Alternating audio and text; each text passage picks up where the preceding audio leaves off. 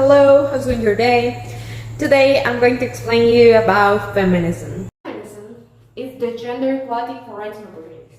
It is also the challenge that we are facing as women, fighting against the inequalities that we are suffering on a daily basis. And a feminist? What's a feminist? How do I eat that? A feminist is someone who supports equal rights. If you think that men and women should have the same opportunities and also the same economical, social, or political rights, then maybe you didn't know that you're a feminist. But now I'm telling you, you're a feminist. There is a big problem around this topic, which is that the term feminist is sometimes misunderstood with the term misandry. And this is mainly because of the misinformation and misconception that the term has. Sometimes people don't know what is feminism and what is not. Now I'm going to explain some examples of what is not feminism. And this is because we have to know where then we have to go. It's like a fine line to understand the topic. Feminism is not about hating men. We search for end gender norms, not to take down others.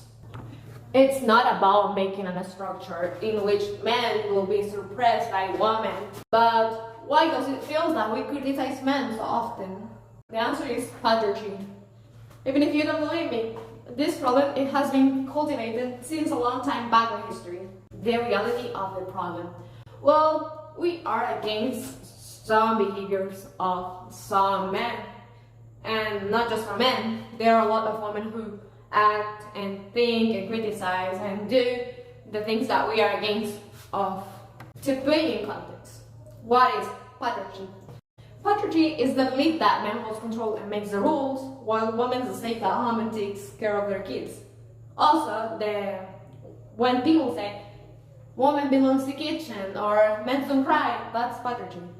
Patriarchy is a system that is producing gender inequalities, such as man domination and woman subordination.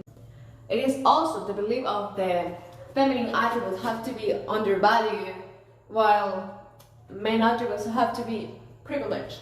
Now, I'm going to explain to you part of the history of the feminism, and I'm going to focus on the waves that feminism has been through. The first wave of feminism was situated in the late 19th and early 20th centuries. The main goal was to open opportunities for women, and the focus was on the suffrage. The second wave of feminism goes from the 60s to the 90s. It was extremely radical. The dominant issues were the sexuality and also the reproductive rights. The third wave of feminism goes from the mid-90s. Some constructs such as sexuality, gender, body, and heteronormativity were established. The fourth wave of feminism is now. Women have more access to education, and women are also on positions of leadership and involved in politics and economics. There are more acceptance on sexuality of the women and also abortion rights in some countries. Now, in conclusion, women's fighting for their rights on the history is complex, but now we have the opportunity to change. We are the future and the present. We can do the things better to get better things in the future also. It doesn't matter if you're a woman, a man, or whatever. This situation involves all of us. Thanks for your attention.